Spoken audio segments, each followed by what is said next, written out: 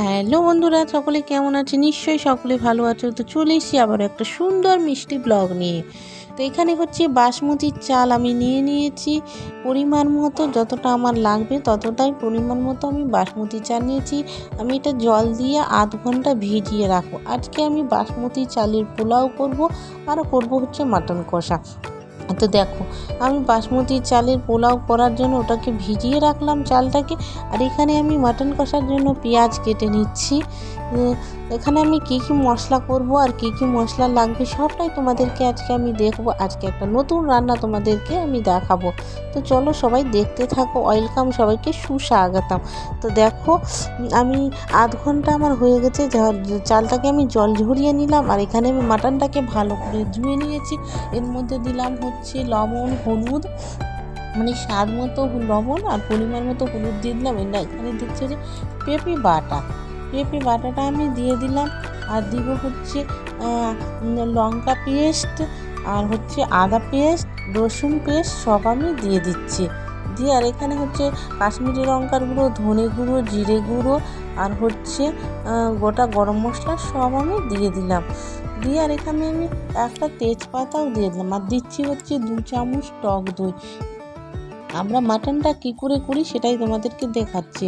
আমরা এরকমভাবেই মাটন করি, তোমরা যদি এরকমভাবে মাটন করো তো খেতে দারুণ লাগে। তো দেখো, টক দই দিয়ে সামান্য একটু তেল দিয়ে আর ভালো করে হাত দিয়ে আমি চটকে মাখিয়ে নিচ্ছি। হাত দিয়ে যেরকমভাবে মাখাবো যে হাতের সাহায্যে অর্ধেক মাংস সেদ্ধ হয়ে যাবে। তো এখানে আমি 1 ঘন্টার মতো রেস্টে রেখে দিলাম মাখিয়ে। চলো এবার আমি বিরিয়ানিটা পোলাওটা আমি করে নিচ্ছি। কড়াই দিলাম হচ্ছে ঘি, আর দিয়েছি গোটা গরম মশলা, গাজর কুচি, একটা তেজপাতা, আর দিলাম হচ্ছে এখানে বড় সাইজের 2টো পেঁয়াজ কুচি। আর এখানে মাটনের জন্য আমি আলুটাও ভেজে নিচ্ছি। আর দিলাম হচ্ছে আদা বাটা আর লঙ্কা বাটা দিয়ে দিলাম।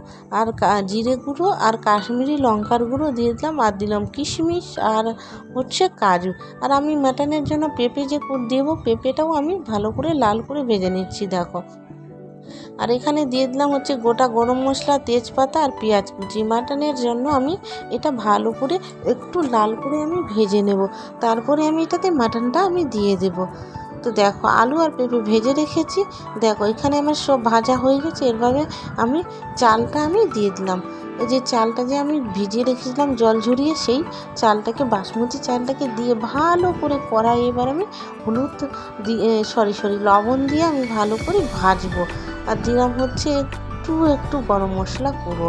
দেখো, যত তুমি চালটাকে ভাজবে তত তোমার পোলাওটা ঝরঝরে হবে।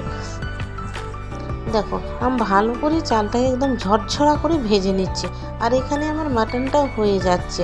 দেখো, চালটা আমার ভাজা হয়ে গেছে। এবার দিলাম হচ্ছে পরিমাণ মতো জল, যতটা জল লাগবে দিয়ে আবার ঢাকা দিয়ে দিলাম। এবার আমি মাটনটার পেঁয়াজটা অলরেডি আমার ভাজা হয়েছে, দিলাম একটা গোটা টমেটো কুচি। আর দিব হচ্ছে এই যে ম্যারিনেট করা মাটনটা দিয়ে দিলাম। দেখো কত সুন্দর, আমি যে ম্যারিনেট করে রেখেছি মনে হয় সেদ্ধ হয়ে গেছে, মানে রান্নাই হয়ে গেছে। এবার ঢেকে আমি মাটনটাকে কষিয়ে নিব। আর দেখো এখানে আমার পোলাওটা অলরেডি হয়ে গেছে। দেখো কত সুন্দর একদম ঝরঝরা হয়ে এসছে, দেখতে পাচ্ছ? এরকমভাবে যদি তোমরা পোলাও করো তো দারুণ হবে, একদম ঝরঝরা। দেখো খুব সুন্দর একদম পোলাওটা হয়েছে, আর গন্ধটাও দারুণ বেরিয়েছে। আবার একটু ঢেকে দিচ্ছি। আর দেখো এখানে আমার মাটনটা অলরেডি কষা হয়ে এসছে, অনেকটা কষা হয়ে গেছে। ভালো করে নেড়েচেড়ে আমি মাটনটাও আমি ভালো করে একদম নেড়েচেড়ে কষিয়ে নিচ্ছি। খুব সুন্দর হচ্ছে মাটনটাও কষা, একদম কালারটাও দারুণ বেরিয়েছে, আর গন্ধটাও খুব সুন্দর বেরিয়েছে। তো মাটনটাকেও ভালো করে আমি কষে নেব। এর মধ্যে দিব হচ্ছে আলু আর পেঁপেটা যে আমি ভেজে রেখেছিলাম সেটাও দিয়ে দিলাম। দিয়ে ভালো করে আবার নেড়েচেড়ে ভালো করে কষিয়ে নেব। সবাইকে ওয়েলকাম, সুস্বাগতম। সকলে কেমন লাগছে আমার ভিডিওগুলো অবশ্যই কমেন্ট করে জানাবে। তো দেখো, কষা অলরেডি আমার হয়ে এসছে, একদম মাটন একদম পারফেক্ট কষা হয়ে গেছে, দারুণ হয়েছে। এবার আমি প্রেসারে দিয়ে দেবো। আর এখানে আমার পোলাওটা দেখো, আবারও আমি তোমাদের দেখাচ্ছি, একদম কি ঝরঝরে, একদম ঝরঝরে ভাতের মতো একদম হয়ে গেছে। কেউ বুঝতেই পারবে না যে পোলাওটা, মানে অনেকজন পোলাও করে তো এরকমভাবে হয় না। দেখো, তোমাদের হাত দিয়ে আমি চেপেও দেখাচ্ছি, খুব সুন্দর হয়েছে, কাছ থেকে দেখাচ্ছি, দারুণ হয়েছে। তো প্লিজ তোমরা এরকমভাবে অবশ্যই করো। আর উপর থেকে একটু আবার আমি ঘি ছড়িয়ে দিলাম, মানে ফ্লেভারের জন্য। আর একটু গরম মশলা ছড়িয়ে দিলাম। তো আমার একদম রেডি পোলাও।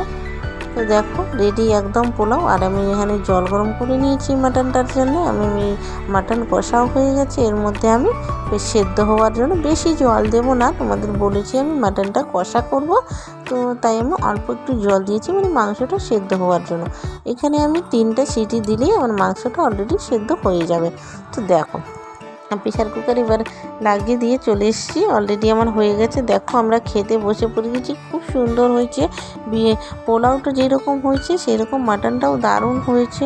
তো প্লিজ তোমরা অবশ্যই এরকমভাবে একবার ট্রাই করে দেখো আর কমেন্ট করে জানাও কেমন হচ্ছে। আর কে কোথা থেকে আমার ভিডিওগুলো দেখছো অবশ্যই কিন্তু কমেন্ট করে জানাবে।